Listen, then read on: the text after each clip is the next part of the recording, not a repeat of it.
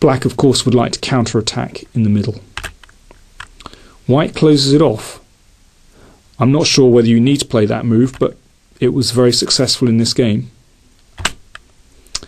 Bishop drops back, and Black continues. And now we have a great exchange of pieces, which results in the bizarre situation where both sides have two queens on the board.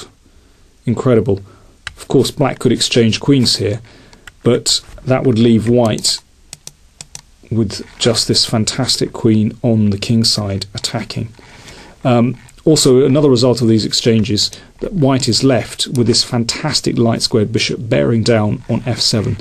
So things have not improved for Black following this little sequence. The king is pretty safe actually on the light squares. There you go, it can just run into the corner here. Even though a piece is taken, White is actually winning very, very easily here. There we go.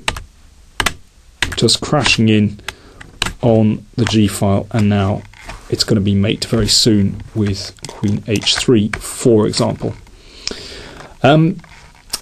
h6, not the best response to g4. That really does justify the move.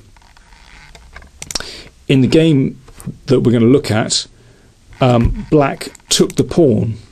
Well, that is also a real test of g4, because there is no clear follow-up for White.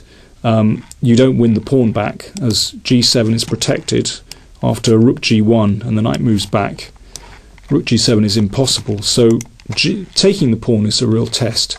But of course it does give White what he wants, and that is an open file, which for the cost of one pawn is a pretty cheap price actually, as we've seen how deadly that can be.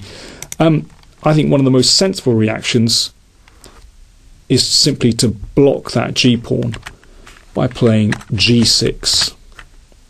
That also secures a square for the knight on h5.